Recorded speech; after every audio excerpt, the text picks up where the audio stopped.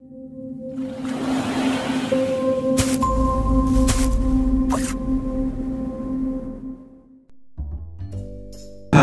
anak-anak hebat semua, kembali lagi dalam channel Tempat Belajar. Tempat belajarnya para juara. Bagaimana kabar kalian semua? Semoga dimanapun kalian berada, kalian selalu sehat, tetap ceria, dan masih semangat belajar tentunya. Nah anak-anak hebat semua, sebelum kita lanjut ke pelajaran kita kali ini, jangan lupa di subscribe dulu ya, agar anak-anak tidak ketinggalan video-video terbaru dari channel Tempat Belajar. Halo anak-anak hebat semua, kali ini kita akan belajar latihan soal sumatif akhir semester atau ulangan akhir tahun semester 2, mata pelajaran IPA kelas 4, kurikulum merdeka pada bagian yang pertama. Nah, anak-anak semua, disimak baik-baik ya video kita pada kali ini agar anak-anak dapat memahami akan video kita pada kali ini. Nah, anak-anak semua, langsung saja kita lanjut ke soal-soal berikut ini. Soal yang pertama, untuk menghormati candi sebagai tempat beribadah, pengunjung yang menggunakan celana pendek harus menggunakan titik-titik-titik yang sudah disediakan. Nah, anak-anak semua, kira-kira yang mana jawaban yang tepat untuk melengkapi kalimat berikut ini? A. Kain batik, B. Baju adat, C. Baju keagamaan, D. Topi. Nah anak-anak, kira-kira yang mana jawabannya? Ya, benar sekali anak-anak, jawaban yang tepat adalah A, yaitu kain batik. Nah anak-anak semua, kita lanjut ke soal berikut ini. Soal yang kedua yaitu salah satu peraturan di sekolah yang harus ditaati adalah A. Membantu pekerjaan orang tua, B. Menjaga adik saat orang tua tidak di rumah, C. Tiba di sekolah tepat waktu, D. Bangun lebih pagi. Nah anak-anak, tentu anak-anak harus ingat, yaitu pertanyaannya adalah salah satu peraturan di sekolah. Kira-kira yang mana jawaban yang tepat? Ya, benar sekali anak-anak, jawaban yang tepat adalah C, tiba di sekolah tepat waktu. Nah anak-anak, kita lanjut ke soal berikutnya. Sifat dari aturan tidak tertulis adalah A. Berlaku pada daerah tertentu, B. Berlaku untuk seluruh masyarakat, C. Sanksi berupa sanksi sosial, D. Sanksi berupa denda atau kurungan. Nah anak-anak, kira-kira yang mana jawaban yang paling tepat? Ya, benar sekali anak-anak, jawaban yang tepat adalah A. Berlaku pada daerah tertentu. Kemudian kita lanjut ke soal berikutnya. Bank Indonesia mendorong usaha mikro kecil menengah menggunakan Quick Response Kode Indonesia Standar sebagai alat pembayaran. Quick Response Kode Indonesia Standar dikenal dengan nama A. ATM, B. Cek, C. Giro, D. QRIS. Nah anak-anak, kira-kira yang mana jawaban yang tepat? Jawaban yang tepat adalah D, QRIS. Nah anak-anak semua, kita lanjut ke soal berikutnya. Pada zaman dahulu, orang mendapatkan barang keperluannya dengan barter. Barter adalah sistem menukar, yaitu A. Jasa, B. Koin, C. Barang, D. Uang. Nah anak-anak, jadi sistem barter itu adalah sistem menukar Ya, benar sekali anak-anak. Jawabannya yang tepat adalah C, yaitu menukar dengan barang. Kemudian kita lanjut ke soal berikutnya. Seseorang harus segera ke dokter karena sakit. Kebutuhan untuk segera ke dokter karena sakit termasuk kebutuhan A. Sekarang, B. Mendesak, C. Kebutuhan yang akan datang, D. Kebutuhan penunjang. Nah, anak-anak, kira-kira apa jawaban yang tepat?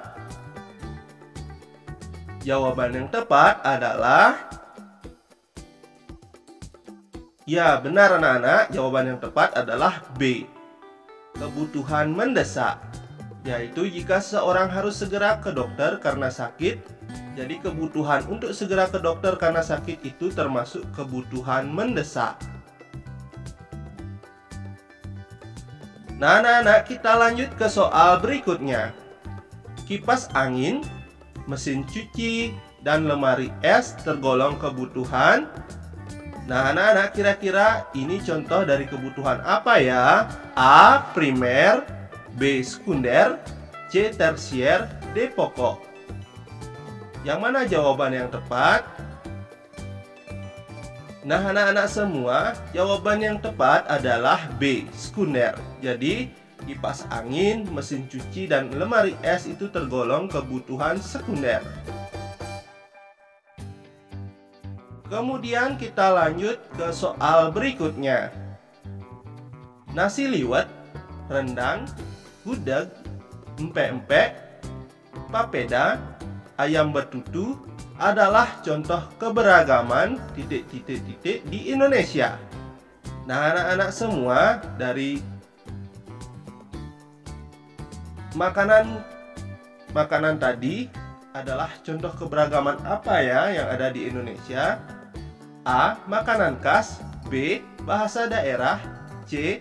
Kesenian daerah, D. Senjata daerah.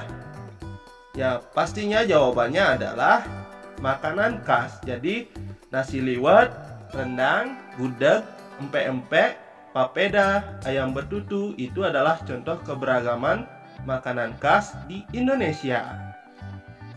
Nah, anak-anak semua, kita lanjut ke soal berikutnya. Sumber daya alam di setiap daerah berbeda-beda. Jenis sumber daya tersebut dipengaruhi oleh A. Kehidupan masyarakat, B. Jenis makanan yang dikonsumsi masyarakatnya, C. Bentang alamnya, D. Peraturan yang berlaku dalam masyarakat. Nah, anak-anak semua, jenis sumber daya tersebut dapat dipengaruhi oleh, ya benar sekali anak-anak, yaitu C. Bentang alamnya. Jadi sumber daya alam di setiap daerah itu berbeda-beda karena dipengaruhi oleh bentang alamnya. Nah, anak-anak, kemudian kita lanjut ke soal berikutnya. Sejarah bangsa Indonesia pada zaman dahulu terdiri atas kerajaan-kerajaan. Kerajaan tertua di Indonesia adalah Kerajaan Kutai yang bercorak A. Buddha, B. Hindu, C. Islam, D. Kristen. Nah, anak-anak semua, kira-kira yang mana jawaban yang tepat? Ya, benar sekali anak-anak. Jawaban yang tepat adalah B. Bercorak Hindu. Jadi, Kerajaan Kutai bercorak Hindu. Nah, anak-anak semua, kita lanjut ke soal berikutnya. Masyarakat Pulau Lembata, Nusa Tenggara Timur memiliki kebiasaan berburu paus sekitar bulan A. Januari sampai Juni, B. Februari sampai Juli, C. April sampai September, D. Mei sampai November. Nah, anak-anak, kira-kira yang mana jawaban yang tepat? Nah, anak-anak semua, jadi masyarakat di Pulau Lembata, Nusa Tenggara Timur memiliki kebiasaan berburu paus sekitar bulan Mei sampai November. Jadi jawaban yang tepat adalah D. Kita lanjut ke soal berikutnya. Adat masyarakat di mana masyarakat setempat sama sekali tidak boleh menggunakan alat elektronik diterapkan di wilayah A. Baduy dalam, B. Baduy luar, C. Madura, D. Betawi. Nah, anak-anak semua, kira-kira yang mana jawaban yang tepat? Ya, benar sekali anak-anak. Jawaban yang tepat adalah A. Baduy dalam. Jadi, anak-anak semua, adat masyarakat di tempat Baduy dalam yaitu sama sekali tidak boleh menggunakan alat elektronik yang diterapkan di wilayah Baduy dalam. Kemudian kita lanjut ke soal berikutnya. Di Bali ada pemimpin dan petugas adat yang bekerja sama dengan pemerintah daerah. Mereka disebut pecalang. Tugas pecalang adalah A. Mengajak masyarakat untuk beribadah, B.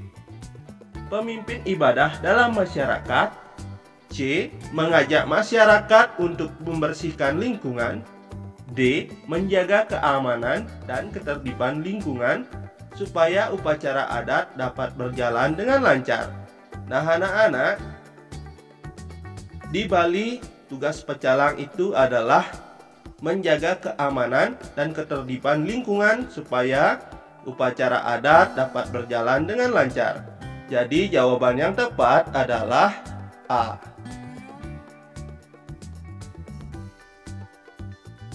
Jawaban yang tepat adalah D. Kemudian kita lanjut ke soal berikutnya. Adat istiadat adalah aturan tidak tertulis yang diakui sebagai hal baik oleh masyarakat sehingga terus dilakukan dan menjadi sebuah kebiasaan. Dengan kata lain, adat istiadat adalah titik-titik-titik dari norma. Nah, anak-anak, kita lengkapi kalimat yang rumpang berikut ini. Kira-kira yang mana jawaban yang tepat? A. Bagian, B. Hukum, C. Persamaan, D. Dasar. Nah, anak-anak semua, jadi jawaban yang tepat itu adalah A. Bagian. Adat istiadat adalah aturan tidak tertulis yang diakui sebagai hal baik oleh masyarakat sehingga terus dilakukan dan menjadi sebuah kebiasaan. Dengan kata lain, adat istiadat adalah bagian dari norma. Kita lanjut ke soal berikutnya. Manusia memiliki sifat yang berbeda-beda satu dengan yang lain. Supaya manusia bisa saling berhubungan dengan baik, muncullah aturan yang tertulis maupun aturan tidak tertulis. Aturan tidak tertulis yang berlaku dalam suatu wilayah disebut A. Hukum, B. Norma, C. Adat, D. Tata tertib. Nah, anak-anak, kira-kira yang mana jawaban yang tepat? Aturan tidak tertulis yang berlaku dalam suatu wilayah itu disebut dengan... Ya, benar sekali anak-anak, jawabannya adalah C, yaitu adat. Kemudian kita lanjut ke soal berikutnya. Salah satu contoh barang kebutuhan sekunder adalah A. Makanan, B. Perhiasan, C. Kipas angin, D. Papan. Nah, anak-anak, kira-kira yang mana jawaban yang tepat? Ya, benar sekali anak-anak, jawaban yang tepat adalah C, yaitu kipas angin. Itulah salah satu contoh barang kebutuhan sekunder. Kemudian kita lanjut ke soal berikutnya. Barang yang terlebih dahulu kita beli adalah barang-barang yang termasuk kebutuhan A. Primer, B. Sekunder, C. Tersier, D. Penunjang. Kira-kira yang mana jawaban yang tepat? Ya, benar sekali anak-anak. Barang yang terlebih dahulu kita beli adalah barang-barang yang termasuk kebutuhan primer. Jadi jawabannya adalah A. Kemudian kita lanjut ke soal berikutnya. Sebuah laptop akan menjadi kebutuhan primer untuk seorang A. Petani, B. Peternak, C. Nelayan, D. Penulis. Nah, anak-anak, kira-kira yang mana jawaban yang tepat? Sebuah laptop akan menjadi kebutuhan primer untuk seorang. Ya, yang tepat adalah D. Penulis. Nah, begitu juga anak-anak ketahui bahwa selain laptop juga seperti contoh kamera. Sebuah kamera akan menjadi kebutuhan primer untuk seorang fotografer. Jadi, kebutuhan primer untuk seorang fotografer itu adalah kamera. Nah, kemudian kita lanjut ke soal berikutnya, yaitu barang-barang yang termasuk kebutuhan pokok adalah A. Sandang papan mobil, B. Sandang papan dan pangan, C. Kulkas, rekreasi, televisi, D. Perhiasan, handphone, mobil. Nah, anak-anak, kira-kira yang mana jawaban yang tepat yang termasuk kebutuhan pokok? Ya, benar sekali anak-anak. Jadi yang termasuk kebutuhan pokok adalah B. Sandang, papan, dan pangan. Kemudian kita lanjut ke soal berikutnya. Seorang ayah bekerja dan mendapatkan penghasilan. Penghasilan tersebut dipakai terutama untuk A. Memenuhi kebutuhan keluarga, B. Kesenangan diri sendiri, C. Membeli apa saja yang dia sukai, D. Membeli barang-barang mewah. Nah, anak-anak semua, jawaban yang tepat adalah A. Memenuhi kebutuhan keluarga. Jadi seorang ayah bekerja dan mendapatkan penghasilan, yaitu penghasilan tersebut pastinya akan diutamakan untuk kepentingan memenuhi kebutuhan keluarga. Nah, anak-anak semua, dapat juga anak-anak tonton video berikutnya pada bagian 2, yaitu latihan soal mata pelajaran IPAS untuk selanjutnya.